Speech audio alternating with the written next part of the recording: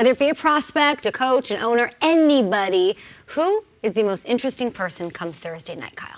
I think it's Ohio State quarterback Justin Fields. We're a few days away, and I'm nervous for this kid. My paternal instincts are kicking in, and I'm thrilled to see, actually relieved. Justin Fields will not be one of those attending the draft. He is not on that list of players who will walk across the stage. And I think tactically it's a good decision, because I can't shake this feeling that this dude's going to fall. I don't base that on empirical data. I base it on listening, reading, and listening for that vibe. We've been listening for weeks now, months. You know how people can put their ear to the train track and hear if there's a train coming? I put my ear to the Fields track and I don't hear anything. You hear this Niners pick. It's, Peter's been on it big time. It's going to be Mac Jones or Trey Lance, and Rappaport's talking about it a lot.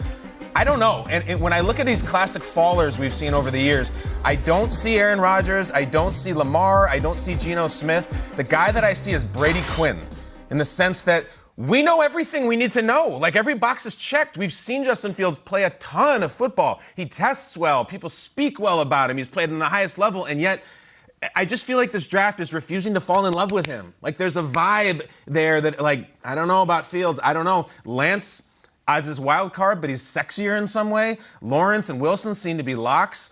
The thing that drives me nuts about the draft, as much as I love the draft moments, I hate seeing the guys sit there and sit there and sit there. Now, there is going to be an at-home cam. Justin Fields will be involved virtually. They'll have a camera wherever he is. And I have this terrible feeling that I hope I'm wrong on, that this draft will not fall in love with him, and he could be sitting around for a long time. And listen, maybe that'll be to his benefit. Maybe he'll end up going to a really good team. Maybe he'll end up going to New England. Who knows? Wow. I have this vibe I can't shake on draft week, Peter, that they just don't love him, and it might be a long night, and I hope I'm wrong. And then he can go as high as number 4 to Atlanta, right? Maybe. Like, that's how this thing goes. Last year, Tua had the same deal in the week of the draft, where it's like, I don't have a team that loves Tua. And then the Dolphins took him at 5, and it was all fine, and everything was dandy. I'm going with the complete opposite of Justin Fields. We have seen Justin Fields in big games. He's never lost a Big Ten game. He threw 20 touchdowns, 2 interceptions. He's done it on the biggest of stages. I find Trey Lance to be fascinating. For all the reasons you said Justin Fields was like the Brady Quinn, Trey Lance, I don't even have a comparison, because it's not only a lack of experience or a lack of pass attempts, it's also this crazy layoff from football. He's played 1 game in 16 months, and in that 1 game, did not play well. Every GM I speak to is like, do not put on that tape. It is bad. He's inaccurate. Really? He's terrible in the Central Arkansas game. He throws 15 of 30. It's not a showcase for Trey Lance by any means, and that was the intention. They're like, let's have this game. Trey Lance, light it up. They're for 500 yards. Put it on film. Didn't go well for him. And yet, in the months since that game, he has blown away teams in interviews. I don't have a single team, and I talked to a lot in the top 10 this past weekend, who doesn't love the kid, who doesn't love the player, who doesn't love what they met on the Zoom and then also got to meet in person at his pro day. And yet, he might be the one who falls, because it is such a big swing. We've never had a prospect who has played just 1 game in that long a stretch and has only attempted 300 passes. I'll go one step further with this. If you think you're going to redshirt Trey Lance, that'll mean he won't have played in the 2020 season. He won't have played in 2021, and now you're entering 2022, and you're like, all right, Trey Lance, you've played 1 game in now 28 months. Since the 90s. Here's the ball. Right. It's a huge deal, and yet he's 20 years old, small school, and the ceiling is uncapped. Where's the stock right now? Because nobody's talking about him. Then he had that second pro. Everybody, where is he at? You can go as high as 3, or you can go as low as 15. And then you can see teams like Washington and Chicago get antsy and trade up to go. Is his name heating up? His name is very well regarded. I don't know if it's heating up right now. I thought maybe it would have been all right, coming out of the weekend, San Francisco's taking Trey Lance. I can't say that right now. All right, for me, I'm going with the most interesting person as Bill Belichick. Okay. Bill Belichick spent this offseason making moves, and we were talking about the Patriots, and it seems like everybody was putting the dirt on top of their casket this past season, and rightfully so.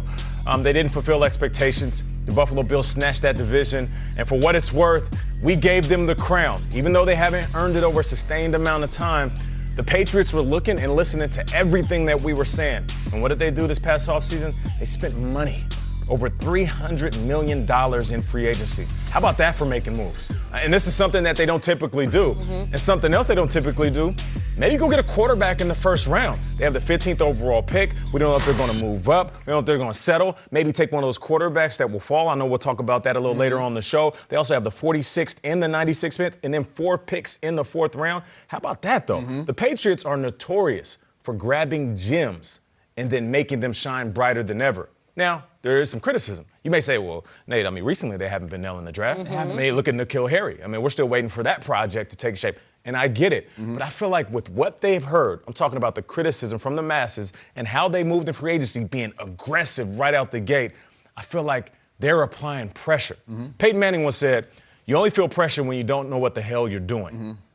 The Patriots, they know what they're doing. Yeah. And right out the gate in free agency, they said, we are going to make our team better right now. We're going to sign Cam right now. And then come draft day, I feel like they're going to make a move. And Kyle, you said it about a month ago. Boy. The Patriots are going to do something that's going to raise our eyebrows.